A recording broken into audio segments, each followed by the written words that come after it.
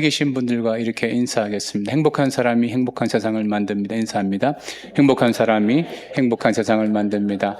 오늘 행복한 베들레헴 교회 줄 3부 예배 놓으신 사랑하는 성도님들에게 하나님의 은혜와 축복이 함께 하시기를 주님 축원합니다.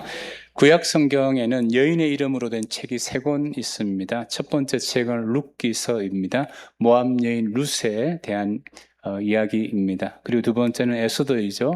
죽으면 죽으리라는 믿음으로 페르시아의 왕비가 되었던 에스더의 이야기입니다. 그럼 세 번째 책은 무엇일까요? 세 번째 책은 민수기입니다. 여러분들이 한국 여인의 이름이 성경에 나온다는 사실 잘 모르는데 한 초신자가 교회를 왔는데 자꾸 목사님이 민수기 1장을 찾으라, 민수기 2장을 찾으라 그러니 자신의 한 게 첫사랑인 민수기인데 자꾸 찾으라 그래서 불편했다고 합니다. 여러분 혹시 여러분들은 민수기를 민수기처럼 대하고 있지는 않습니까? 이름은 들어봤지만 제대로 읽어보지 못한 책, 레위기와 신명기 사이 어디쯤에서 늘 건너뛰는 책, 바로 그 책을 우리가 이번 4경회 동안 정면으로 마주하려고 합니다. 이런 민수기의 뜻이 뭐냐 하면 한자로 보면 백성 민자의 셀 숫자에 기록할 기자인데 백성의 숫자를 기록하다라는 의미를 가지고 있습니다. 주전 3세기경 이스라엘 백성들은 헬라 문화권 속에 흩어져 있었습니다. 알렉산더 대왕이 죽고 난 다음에 4개의 나라가 세워졌을 때도 이스라엘 백성들은 헬라 문화권에서 식민지 생활을 하고 있었는데 히브리어를 읽지 못하는 세대가 일어나기 시작했습니다. 그때 이집트 알렉산드리아에서 72명의 랍비들이 히브리어 성경을 헬라어 성경으로 번역을 했습니다. 그것을 우리가 70인경이라고 부르는데 그 70인경에서 이 민수기의 이름을 헬라어로 아리트모이라고 불렀습니다. 숫자들이라는 뜻인데 이 숫자라고 부른 이유가 뭐냐면 신명기 1장과 26장에 보면 인구조사가 나옵니다. 그래서 그렇게 부른 것 같습니다. 그러니 벌게이트 버전 라틴어 성경에서 보면 민수기를 누메리라고 이렇게 부르고 영어 성경에서는 넘버스라고 부르며 우리가 알고 있는 한글 성경에서는 민수기로 이렇게 해석되어져서 이름이 정해졌습니다. 그런데 우리가 알아야 될 것이 무엇이냐면 히브리어 성경의 원래 제목은 넘버스, 숫자들의 의미를 가지고 있지 않습니다. 히브리어 성경은 처음 시작하는 그 단어가 성경의 제목이 되어집니다. 히브리서 오늘 민수기 1장 1절 말씀을 보십시오. 우리 같이 한번 읽어보면 시작. 이스라엘 자손이 애굽 땅에서 나온 후 둘째 달 첫째 날에 여호와께서 시내 광야 해막에서 모세에게 말씀하여 이르시되 첫 번째 동사가 여러분 말씀하여 이르시되 바에 다베르라는 뜻입니다. 그 다음에 나오는 그 말씀한 장소가 어디냐면 배 미드바르 시내 광야라는 거예요. 자, 배 미드바르는 광야고 배라는 이 뜻은 광야 안에서 그러니까 시내 광야 안에서 하나님이 말씀하셨다 이런 뜻입니다. 이 광야를 뜻하는 이 미드바르라는 이 단어와 말씀을 뜻하는 다바르라는 이 단어가 똑같은 자음 3가지를 공유합니다. 달렙, 베드, 레시라는 이 단어 3가지를 공유하면서 발음이 비슷해요. 그래서 유대 랍비들은 뭐라고 가르쳤냐면 미드바르, 광야는 다바르, 말씀을 듣는 곳이다. 이런 식으로 가르쳤습니다. 광야는 곧 뭐 하는 곳이냐면 하나님의 말씀을 듣는 것이다. 이것이 신명기의 뜻입니다. 신명기는 숫자가 아니고 하나님의 말씀을 듣는 곳이 바로 신명기의 의미를 가지고 있습니다. 실제적으로 신명기에서는 여호와께서 모세에게 말씀하여 이르시되 이 표현이 80번 이상 등장합니다. 그러면 제가 오늘 3부 예배 드리신 우리 성도님들에게 묻고 싶습니다. 우리의 인생을 우리는 광야 같은 인생이라고 말합니다. 그러면 광야 같은 인생에서 우리가 무엇을 해야 될까요? 우리는 하나님의 말씀을 들어야 될 줄 믿습니다. 그런데 이스라엘 백성들이 광야 같은 인생에서 40년간 하나님의 말씀을 들었는데 여러분 성공했습니까? 실패했습니까? 출애굽 1세대들은 철저하게 실패했습니다. 여호수아와 갈렙을 제외하고는 가나안 땅에 들어간 사람이 아무도 없습니다. 수학 공부를 좀 깊이 해보신 분들은 잘 아실 거예요. 수학 문제 풀 때 틀리지 아니하려고 오답 노트라는 것을 만드신 경험이 있을 겁니다. 이렇게 하면 문제가 틀린다라고 작성하는 게 오답 노트인데 민수기는 우리 인생의 오답노트와 똑같습니다. 어떻게 하면 광야 같은 인생에서 철저하게 망할 수 있는가를 보여주는 말씀입니다. 이렇게 하면 망한다는 거, 이렇게 살면 망한다는 것입니다. 여러분, 이것을 사도 바울은 이렇게 표현을 했는데 고린도전서 10장 1절로 10절, 성경을 한번 찾아봅시다. 여러분, 왜 성경을 찾아봐야 되냐면 성경을 찾아보면 여러분이 영성을 알 수 있어요. 한 번만에 딱 찾으신 분은 영성이 가장 좋으신 분이고, 고린도전서 10장을 찾으라고 하는데 구약을 찾고 있으신 분은 그의 영성 물어볼 필요가 없습니다. 항상 방황하고 있는 거죠. 자, 고린도전서 10장 1절에 11절 신약 성경 274페이지. 이 말씀을 우리가 1절부터 11절까지 읽으면서 번복이라는 단어가 나오면 여러분 동그라미를 하시기 바랍니다. 자, 찾으셨습니까? 우리 같이 한번 읽어보면 시작. 형제들아, 나는 너희가 알지 못하기를 원하지 아니하노라. 우리 조상들이 다 구름 아래 있고 바다 가운데로 지내며 모세에게 속하여 다 구름과 바다에서 세례를 받고 다 같은 신령한 음식을 먹으며 다 같은 신령한 음료를 마셨으니 이는 그들을 따르는 신령한 반석으로부터 마셨으며 그 반석은 곧 그리스도라. 그러나 그들의 다수를 하나님이 기뻐하지 아니하셨으므로 그들이 광야에서 멸망을 받았느니라. 이러한 일은 우리에게 본보기가 되어 우리로 하여금 그들의 악을 즐겨한 것 같이 즐겨하는 자가 되지 않게 하려 함이니 그들 가운데 어떤 사람들 같이 너희는 우상 숭배하는 자가 되지 말라. 기록된 바 백성이 앉아서 먹고 마시고 일어나서 뛰논다 함과 같으니라. 그들 중에 어떤 사람들이 음행을 하다가 하루에 23,000명이 죽었나니 우리는 그들과 같이 음행하지 말자. 그들 가운데 어떤 사람들이 주를 시험하다가 뱀에게 멸망하였으니 우리는 그들과 같이 시험하지 말자. 그들 가운데 어떤 사람들이 원망하다가 멸망시키는 자에게 멸망하였나니 너희는 그들과 같이 원망하지 말라. 그들에게 일어난 이런 일은 본보기가 되고 또한 말세에 만난 우리들을 깨우치기 위하여 기록되었느니라. 아멘. 민수기의 기록 목적을 사도 바울은 뭐라고 말합니까? 우리에게 본보기가 되고 우리를 깨우치기 위해서 기록되었다라고 말씀하고 있습니다. 그러면서 고린도전서 10장 12절에 이렇게 결론 냅니다. 그런즉 선줄로 생각하는 자는 넘어질까 조심하라. 광야 같은 인생에 내가 섰다고 생각하는 사람은 조심하라는 거예요. 넘어질 수 있다는 것입니다. 여러분, 민수기 사경을 통해서 하나님이 여러분에게 세 가지를 말씀하려고 하는데 첫 번째는 뭐냐면 좀 멈추라는 것입니다. 무엇을 위해서 멈추냐?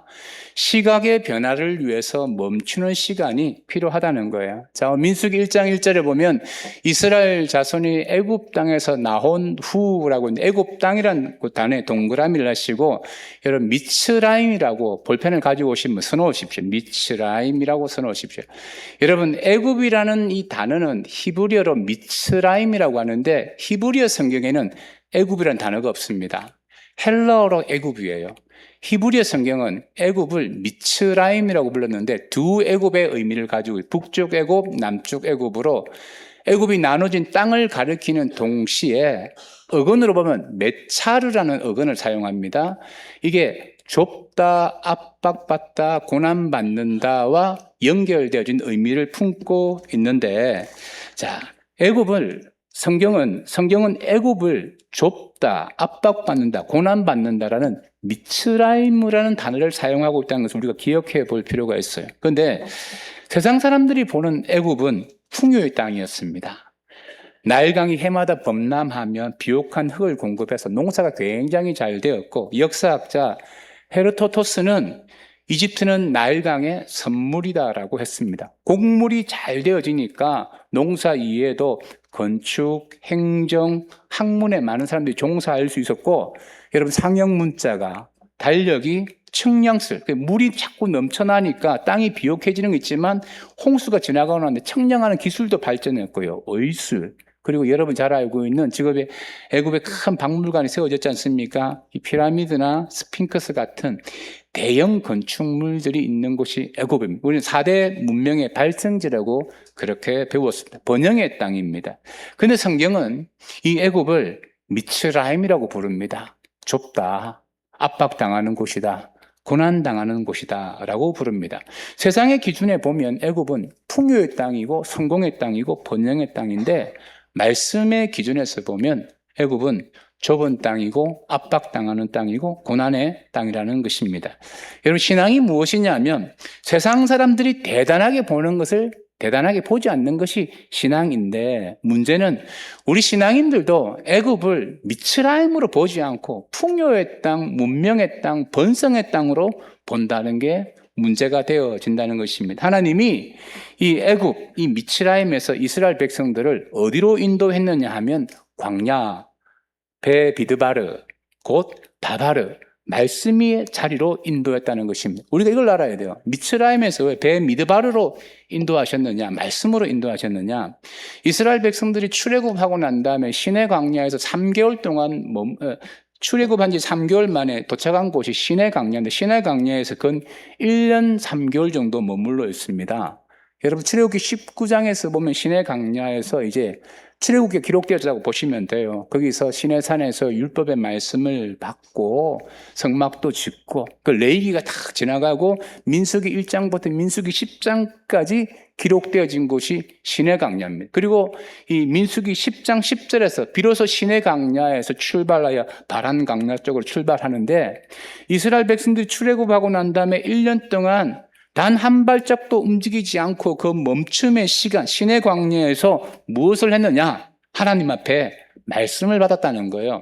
본격적으로 광야의 생활을 시작하기 전에 하나님께서 그들을 멈추어 놓고 말씀을 가르쳐 주셨어요. 십계명이 어떻고 성막이 어떠며 율법이 어떻는지 말씀해 주셨습니다. 여러분, 오늘날 우리의 문제가 뭐냐 하면 한 발짝이라도 남들보다 앞서가려고 합니다. 그렇게 하기 위해서 밤낮 없이 분주하게 열심히 뛰어다닙니다. 왜냐하면 멈추면 뒤처진다고 생각하기 때문에 그렇습니다. 그래서 자녀들도, 초등학교 다니는 자녀들이 중학교 수학 영어를 다 마스터해야 돼요. 중학교 다니는 애들이 고등학교 수학 영어를 다 마스터해야 되는 그런 선행학습의 시대를 우리가 살고 있습니다. 이것은 내 힘과 내 지혜와 내 노력으로 광야 같은 인생에 개척하고 쉼없이 달려오는 우리의 모습이기도 합니다. 그러나 여러분 한번 꼭 기억해 보십시오. 광야 같은 곳이 인생에 힘이 세다고 해서 살아남는 곳이 아닙니다. 앞서간다고 해서 사는 곳이 아니에요. 여러분, 이스라엘 백성들이 40년 광야 생활하면서 굶어 죽은 사람 있습니까? 아무도 없습니다. 열사병으로 죽은 사람 있습니까? 없어요. 제가 이번 헌당식 가가지고 우리 같이 갔던 멤버 모두가 더위를 먹었어요. 그 정도로 한 37, 8도만 돼도 사람이 굉장히 힘들어요. 그런데 40년 광야 생활 가운데 이스라엘 백성들이 일사병으로 죽었다는 건 성경에 기록이 없어요. 그런데 민수기에 보면 이스라엘 백성들이 왜 광야에서 다 죽었느냐 하면 하나님의 말씀에 불순종하고 원망하고 불평하다 죽었대도요. 이것을 꼭 기억하셔야 돼요. 하나님이 참 대단하신 분인데 이스라엘 백성들이 그렇게 불평하고 원망하고 불순종할 때 하나님이 구름기둥, 불기둥을 반대로만 보내도 이스라엘 백성들 다 죽었어요. 낮에는 불기둥 보내시고 밤에는 구름기둥을 한번 보내보세요. 이스라엘 백성들이 살 수 있겠어요? 하나님이 선하신데, 인자하신데 그들을 굶겨 죽이거나 일사병으로 죽이지 않았습니다. 그들이 왜 죽었느냐 하면 광야 같은 인생 가운데 불평하고 불순종하고 원망하다 죽은 거예요. 고린도전서 10장이 그걸 이야기하고 있지 않습니까? 여러분, 예전에 교회에서 부흥회를 하거나 말씀 자경회를 하면 성도들이 아무리 바빠도 거룩한 멈춤의 시간이 있었어요. 하나님의 말씀을 들어야 된다, 이런 게 있어요. 그런데 현대인들은 그렇지 않습니다. 현대 기독교는 거룩한 멈춤의 시간을 상실한 지 꽤 오래되었습니다. 하나님의 말씀 없이 그냥 살려고 하는 거예요. 여러분, 광야 같은 인생 가운데 멈추어서 하나님의 말씀을 듣는 시간이 없으면 어떻게 되어지느냐? 여러분이 아무리 앞서가고 열심을 내고 살아가도 광야에서 말씀을 받지 못하면 원망과 불평과 불순종으로 망합니다. 내가 성공하고 무엇을 이뤄도 말입니다. 어느 날 내가 주체할 수 없고 조정되어지지 않은 이 원망과 불평과 불순종이 그 인생을 망하게 하는 거예요. 이게 민수기가 우리에게 주는 오답 노트의 모습입니다. 말씀 없이 광야를 지나갈 수는 없습니다. 그래서 하나님께서 이스라엘 백성들이 광야를 지나가기 전에 1년 동안 모아놓고 말씀을 가르쳤습니다. 여러분, 광야 같은 인생을 걸어가실 때 멈춤의 시간이 있어야 돼요. 말씀을 받는 시간이 있어야 될 줄 믿습니다. 이번 사경인가 그런 시간입니다. 두 번째로 하나님은 만나라고 말씀하십니다. 숫자를 넘어 나를 살피시는 하나님을 만나는 시간이 저와 여러분에게 필요합니다. 저는 여러분에게 한번 질문해 보고 싶습니다. 여러분들이 지금까지 신앙생활을 하면서 어떤 하나님을 알고 있습니까? 한 부부가 20살 때 결혼을 했어요. 30년 결혼 생활하니까 이제 50살이 됐습니다. 젊지 않습니까? 그래서 30년 결혼 생활을 하고는 자녀들 다 장성했는데 하나님이 이혼하지 않고 잘 살아간 것이 기특해서 꿈에 나타나셔서 부부들에게 소원을 들어주겠다고 합니다. 그 아내는 남편과 함께 전 세계 여행을 다녀오고 싶다라고 말하니 하나님이 내일 아침에 내가 들어주겠다고 이야기를 하십니다. 그런데 아내가 잠시 화장실 갔을 때 남편이 하나님 앞에서 자신의 소원을 이야기했습니다. 무슨 소원을 이야기했냐면 저는 저보다 나이가 30살 어린 여자하고 살고 싶습니다. 이렇게 이야기하니까 하나님이 그 소원을 즉각 들어주셨습니다. 어떻게 들어주셨을까요? 이 남자의 나이를 80살로 만들어줬습니다. 확실히 3분과 이해가 좀 빨라요.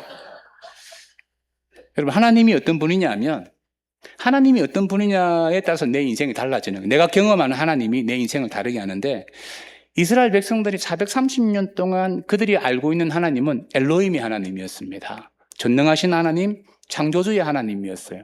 오늘 1장 5절로부터 16절에 보면 12지파의 지도자들의 이름이 나옵니다. 이름을 한번 보면 5절에 엘리술, 6절에 술루미엘, 나손, 느다니엘, 엘리압, 엘리사마, 가말리엘, 아비단, 아이에셀, 바기엘, 엘리아삽, 아하라 이렇게 나오는데 자, 여러분 여기서 보면 올려주세요. 자막 너무 빨리 지나간다. 자, 여러분 여기 보면 뭐가 공통적으로 들어갑니까?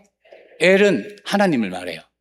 엘로힘이 들어가 있는 겁니다. 근데 그 다음 자막 이들의 이름을 해석을 해보면 엘리술은 하나님은 반석이다. 느다넬 하나님이 선물이다. 엘리아살 하나님이 들으신다. 바기엘 하나님이 만나주신다. 술루미엘 적지 마십시오. 내일 민수기 사경에 강연이 다 있습니다. 하나님은 평안이시다. 이렇게 쭉 나와요. 자, 여러분 이스라엘 백성들이 430년 동안 노예 생활을 할 때 그들이 학대받을 때 학대가 그 최악에 달았을 때 그들은 자식들의 이름에다가 하나님을 집어넣으면서 기도했어요. 하나님이 도와주시고 하나님이 함께 하시고 하나님을 찾았습니다. 이것이 그들의 모습이었고 이 지도자들의 아버지 세대에서 보면 오늘 족보가 놓아지면 하나님의 이름이 들어간 사람이 딱 한 사람밖에 없어요. 14절에 보면 갓 지파의 두우엘의 아들이 엘리야셉이요. 한 명밖에 없습니다. 하나님을 찾지 않다가 고난이 너무 심하니까 하나님을 찾았거든요. 이렇게 그들이 알고 있는 하나님은 어떤 하나님요? 엘로힘의 하나님, 전능하신 하나님밖에 없었습니다. 그런데 모세가 하나님 앞에 부르심을 딱 받았잖아요. 그리고 하나님 앞에 첫 번째 하는 질문이 뭐예요? 하나님, 당신의 이름이 무엇입니까? 라고 질문을 합니다. 여러분, 세종대왕의 이름을 아십니까?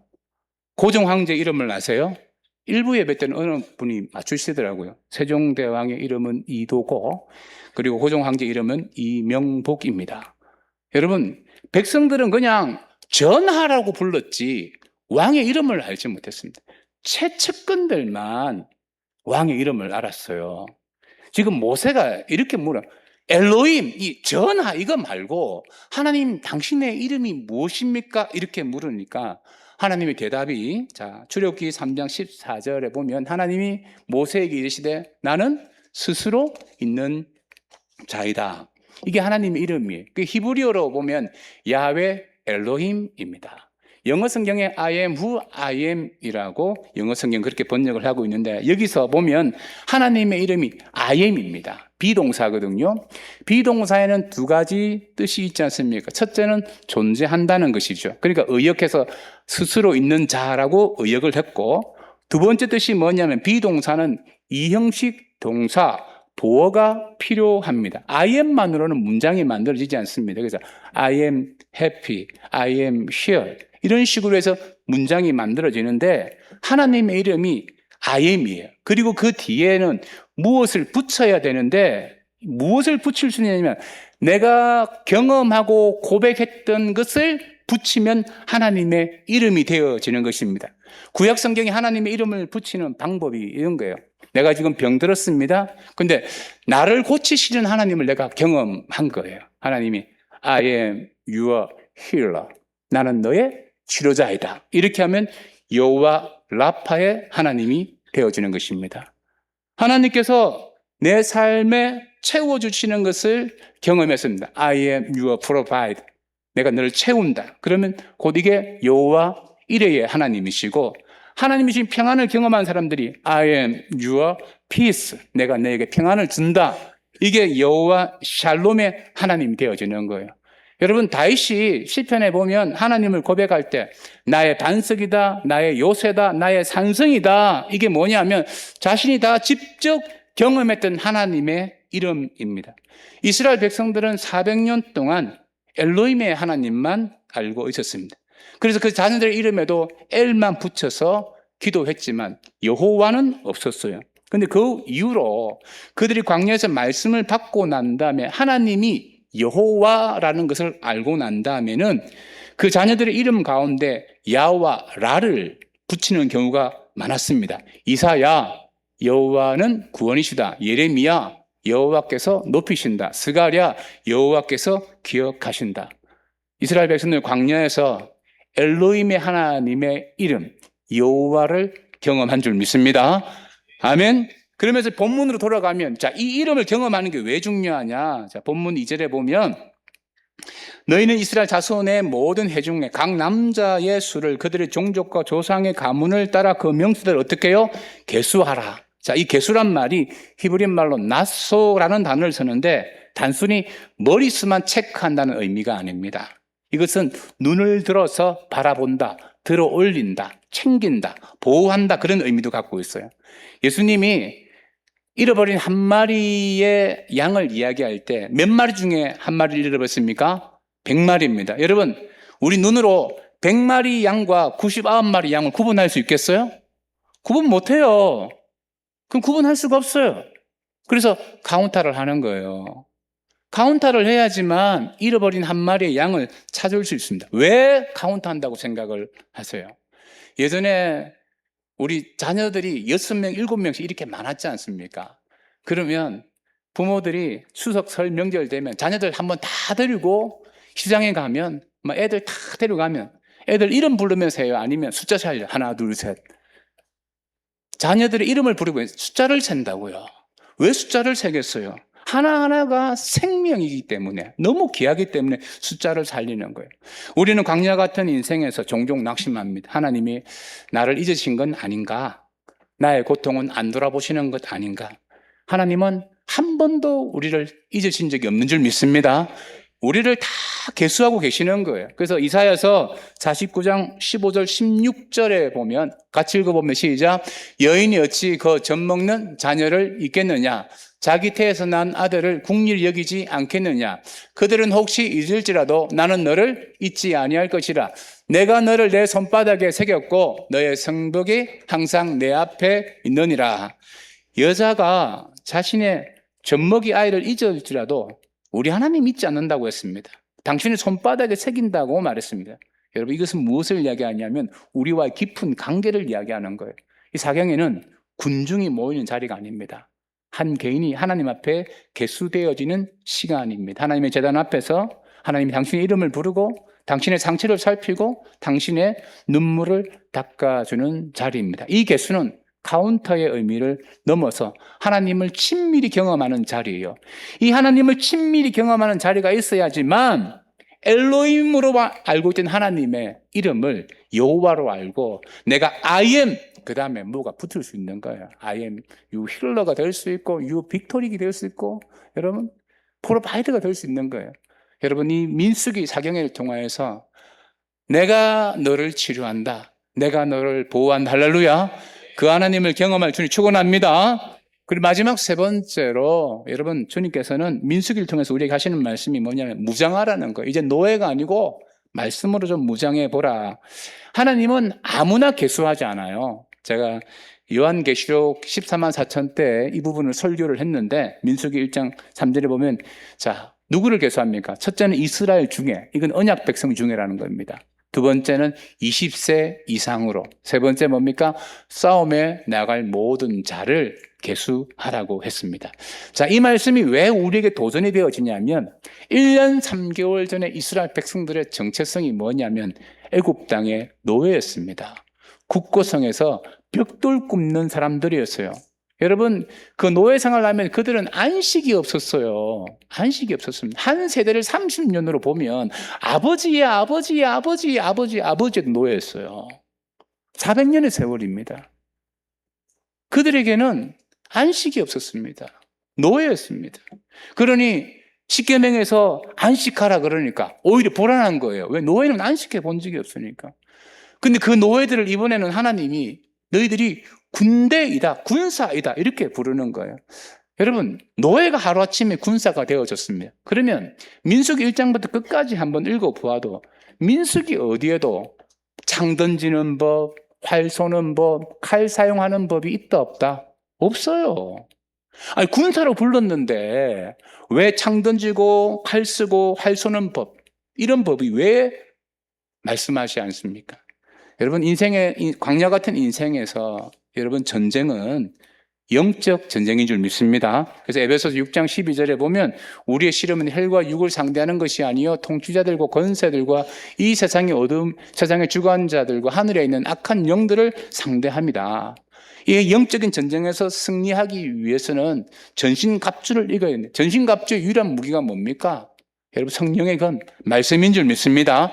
그래서 이스라엘 백성들이 이제 시내 광야에서 정말 광야로 나가기 전에 1년 동안 그들은 칼 쓰는 법을 배운 게 아니고 말씀으로 훈련받았습니다. 말씀으로 훈련받아야지만 광야에서 영적 전쟁을 할 때 승리할 줄 믿습니다. 여러분, 영적 전쟁이 목사만 한다고 생각하십니까? 장로님만 하십니까? 영적 전쟁은 구원받은 모든 사람들이 하는 거예요. 여러분, 사경회를 왜 하느냐? 노예의 옷을 벗은 사람으로서 하나님의 전신갑주를 입고 당당한 영적 군사로서 훈련받는 자리가 사경회입니다. 여러분, 노예의 삶을 좀 벗어버리고 하나님의 군사로서의 훈련받을 수 있는 시간들을 여러분들이 가져보시길 주님 축복합니다. 민수기는 광야에서 우리 인생에서 무엇을 해야 될 것인가를 말해주는 성경입니다. 첫째가 뭡니까? 말씀 앞에서 멈추고, 두 번째, 말씀 안에서 엘로힘이 하나님이 아니라 여호와 하나님을 만나서, 세 번째, 말씀으로 무장하라는 것이 민수기의 내용인데, 그러면서 오늘 민수기가 처음 출발할 때 긍정적인 모습이 뭐냐면 즉각적인 순종이 있어요. 자, 오늘 여러분 17절, 18절 우리 같이 읽어보면 시작.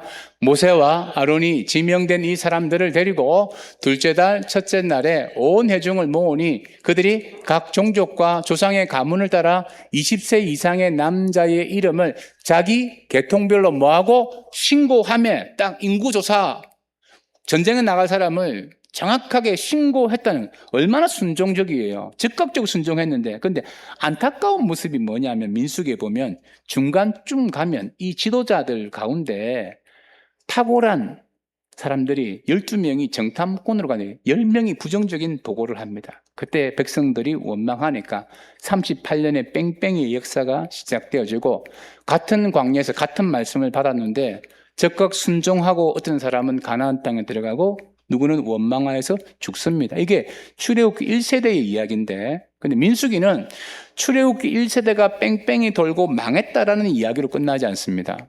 민수기 36장에 가보면 슬로보앗의 딸들의 이야기가 나와요. 민수기 27장에도 나오는데, 자, 슬로보앗이라는 사람이 아들이 없이 죽었습니다. 그러니까 기업을 상속받을 사람들이 없는 겁니다. 그러자 슬로보앗의 딸들이 모세를 찾아가서 우리 아버지가 아들 없이 죽게 되어졌는데, 그 당시 법은 그랬습니다. 여자인 우리들도, 딸들도 상속을 받게 해달라고 모세에게 요청하고, 모세가 하나님 앞에 묻고 하나님이 허락을 해줍니다. 상속해 주겠다. 이게 민수기 27장의 내용이에요. 그리고 민수기 36장에 보면 이번에는 므낫세 지파가 모세를 찾아가서 뭐라 말하느냐면, 슬로보앗의 딸들이 기업을 상속받을 것인데 이 딸들이 다른 지파의 시집가지 못하도록 우리 지파 안에서만 시집가게 해달라. 우리 지파의 기업이 나누어지지 않게 해달라라고 부탁하는 장면으로 끝납니다. 자, 이것이 그냥 평범한 이야기 같지만 좀 자세히 믿음 없이 보면 이것만큼 웃기는 이야기가 없어요. 지금 슬로보아스의 딸들과 므낫세 지파가 지금 어디에 있어요? 광야에 있습니다. 그들이 가나안 땅을 기업으로 받았습니까? 안 받았습니까? 아직 안 받았어요. 출애굽한 2세대들은 아직 가나안 땅의 기업을 받아본 적이 없어요. 그런데 가나안 땅의 기업을 받을 것이라고 믿음을 가지고 모세에게 찾아가서 우리 딸들도 기업을 있게 해달라. 므낫세 지파는 우리 지파 안에서만 결혼하게 해달라. 이 태도가 뭡니까? 여러분, 광야 같은 인생에 가나안에 대한 믿음이 없는 사람은 원망과 불평을 가질 수밖에 없지만 가나안에 믿음이 있는 사람은 말씀을 붙들고 가나안으로 나갈 수 있는 역사를 이룰 수 있습니다. 여러분에게 도전하고 싶습니다. 민수기는 어떤 사람에게는 오답 노트입니다. 이렇게 망하고 원망해서 망하고 불평해서 망하고 불순종해서 망하고 원망의 노트가 있고요. 어떤 사람에게는 인생을 살리는 정답 노트입니다. 이렇게 살아가면 하나님께서 복을 주시는구나. 저는 이번 사경회를 통해서 여러분에게 도전하고 싶습니다. 좀 바쁜 삶이지만 거룩한 멈춤의 시간이 있으십시오. 여러분, 하나님의 말씀을 듣지 않고 광야를 지나가면 원망과 불평과 불순종으로 망합니다. 그리고 하나님 앞에 계수되어지는 시간, 하나님, 엘로힘이 하나님뿐만 아니라 여호와 하나님을 경험하시기를 바랍니다. 그리고 여러분, 노예의 삶을 버리고 무장되어진 영적 군사로 훈련되어서 광야 같은 인생에서 승리할 수 있는 우리 베들레헴의 성도 되시기를 주님의 축원합니다.